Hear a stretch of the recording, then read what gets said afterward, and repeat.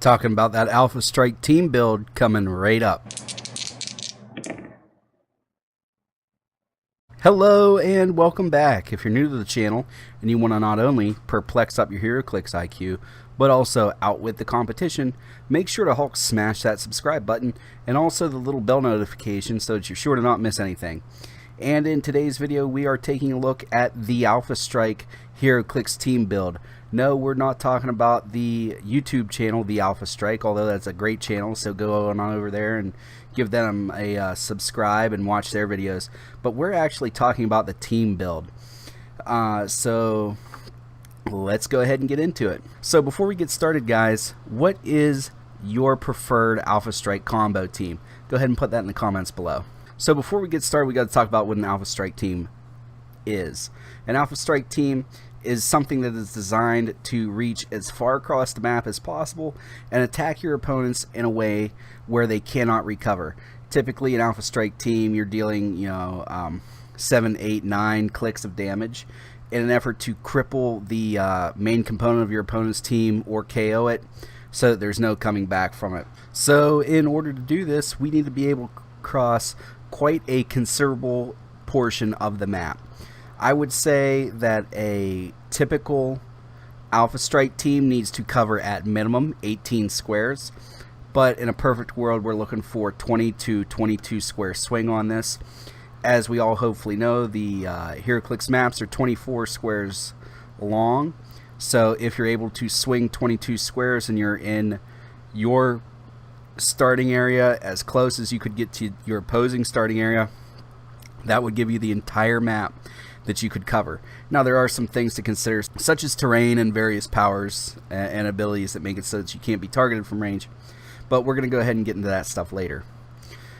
So how does this typically manifest? How do you get from your starting area all the way to your opponent's starting area? Well, if you can get a hold of a figure, some figures have nearly an 18 square swing themselves, or have an 18 square swing themselves.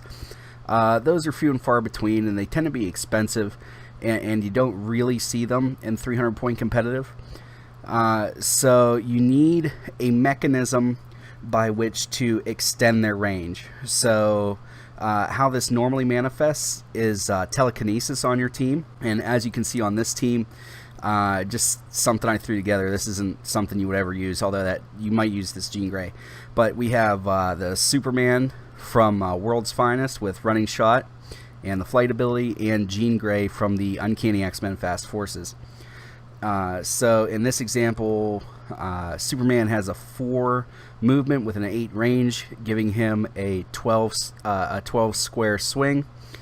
Jean Grey can TK him out another 6 squares, giving him an 18 square reach, making it that minimum 18 square swing that we were looking for with this style of team. Now again, before I talked about, you want to be dealing massive damage with this. You want to be dealing at least, I would say, six clicks of damage with this in a meaningful way. Like you don't want your opponent to be able to reduce it at all. Whatever it is you're doing, you want to make sure it sticks. So you TK your figure out there.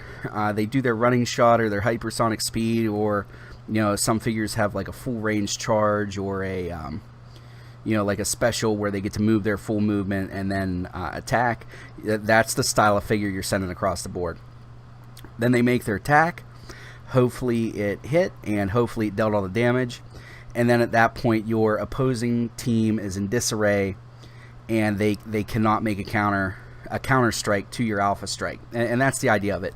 Now I know in Heroclix, typically, you're always looking to strike first, but this is looking to strike first to the extreme. Strike first in a way that your opponent can't come back, but also you have no way of recovery if your strike does not succeed.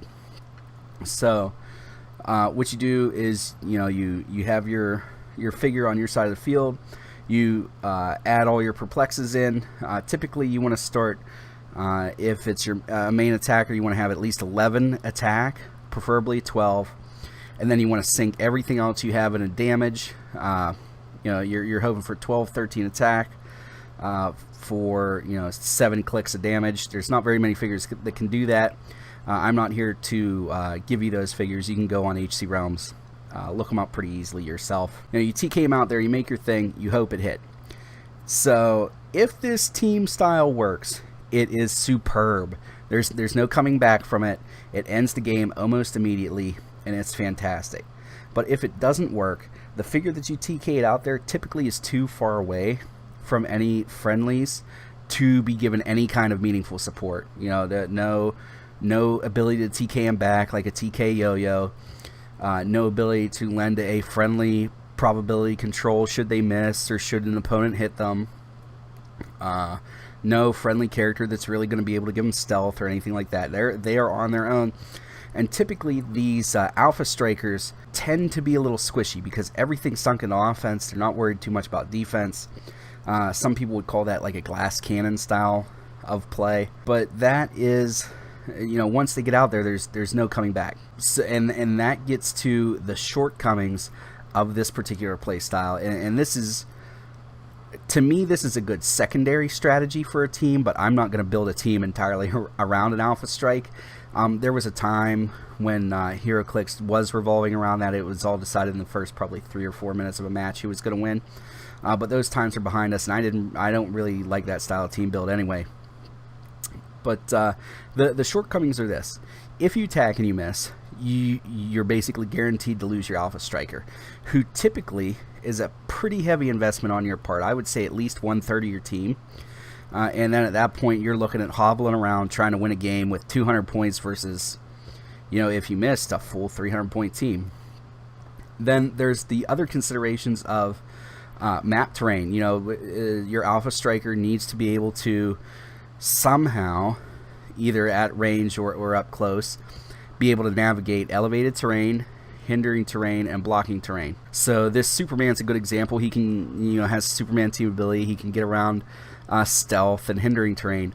But if somebody throws up blocking terrain, he doesn't get a second attack. If somebody barriers themselves in, that's it. You don't get another shot at that. You just TK'd him out there for no reason. He's out there all alone, about to get smashed. And the same thing if an opponent puts you on a field with a bunch of elevated terrain and you don't ignore elevation. That's another big deal too. And that's it. This is a pretty easy play style. It's pretty straightforward, very aggressive. Again, like I said, I like this as a secondary play style for a team that I've already built. So there's some competitive builds that I'm working on right now that are sort of swarmy, where like this is this Alpha Strike as a secondary thing where I think I'm able to get 18 squares, but this isn't what I generally want to do. There's other things that I want to do. Alright, so now that we've perplexed up our Heroclix IQ and we're looking out with the competition, what does all this mean to us? Why are we even bothering learning all these different team strategies?